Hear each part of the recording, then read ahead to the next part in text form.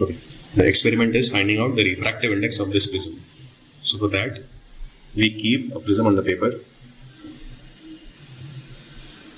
There is thermocol below this paper, so that we can use these pins as our object rays. So we are going to use these pins to trace object rays, okay, incident rays in other words. So I keep the prism here, I mark the lines here. Like this you draw the lines, all the three sides, okay. And then we have to choose various angles of incidences. So for example, in this one, this is surface 1. This side of prism is surface 1. This side of prism is surface 2. This is the incident ray.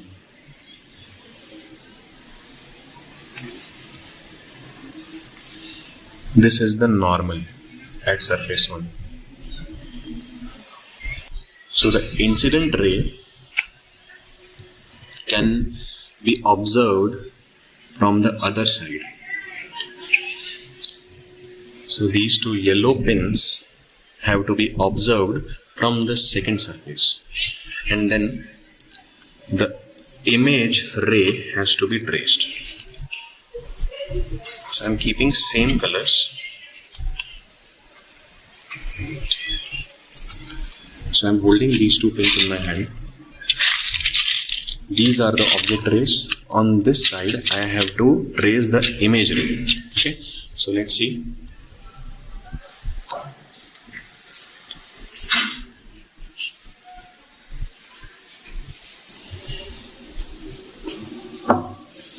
So these pins, these yellow pins, are visible on this straight line.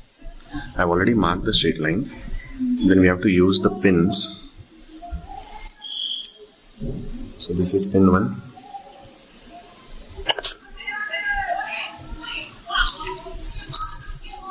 This is pin 2.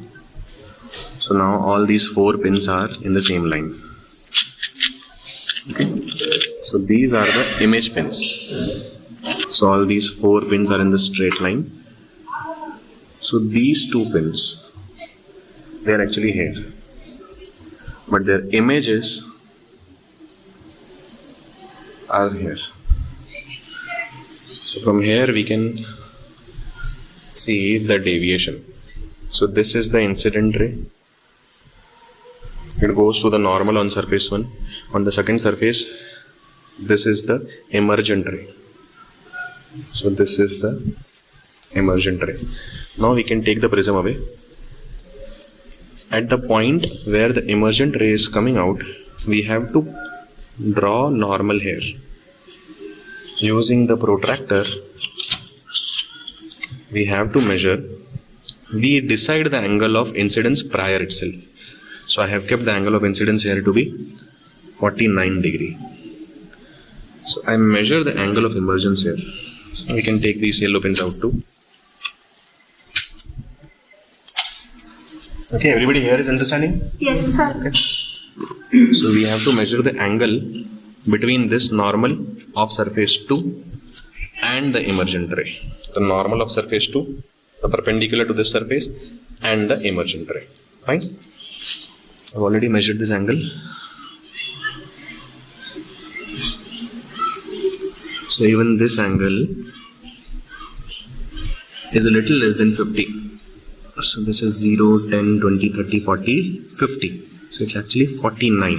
You can see here it's 49 or 48 point something. We can take 49. You can take this angle to be 49 degree. This line. So this entire angle, this is 49 degree. That means the angle of incidence and the angle of emergence is the same. Now we know when angle of incidence is equal to angle of emergence, the value of deviation is minimum. We get delta minimum. Okay, and we can find the refractive index of prism using this formula. N is sine A plus delta m by 2 divided by sine A by 2. So A is the angle of prism. Now this is an equilateral prism. So the angle of prism is 60 degree. Okay. So this is 60 by 2. क्या हुआ? 30. Sine 30 is half. Yes. So we get half in the denominator. That means we can take up 2. So this is 2 sine 60 plus angle of deviation. So we have to see the angle of deviation. So this is the incident ray. This is the emergent ray. This angle is angle of deviation. This angle. So this angle is measured to be this angle. The angle between the emergent ray and the incident ray. This angle is measured to be 39 degree. This is slightly less than 40. This is 39 degree. So this is the emergent. This is the incident ray. So the incident ray, emergent ray, the angle is 39 degree. So delta minimum deviation is 39 degree. So 60 plus 39 by 2, 99 by 2, 40, 9.5. So this is 2 sine 49.5. Okay. So 2 sine 49.5. This gives us 2 into, I guess, 0.76 something. So we get the refractive index of prism as 1.52. So this we have found out the refractive index of this specific prism using the prism formula. Okay. Now in practical exams, you have to take various angle of incidences. You will have to take angle of incidence 45, 50 or 49 degree and 55. These I have written just 3 examples. You will be told to take any 2 angle of incidences, and for that you will have to find out angle of emergence and angle of deviation. When I is equal to E, so now we know that I is equal to E for 49 degree if the prism is glass. So when I is equal to E, the deviation is minimum, and this specific calculation gives us the refractive index of prism. Okay, clear? So this is a way to verify this experiment. This is how the examiner is going to verify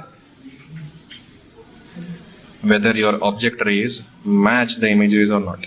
Okay, so here we can see the incident rays here is coming out from here, from these 2 pins.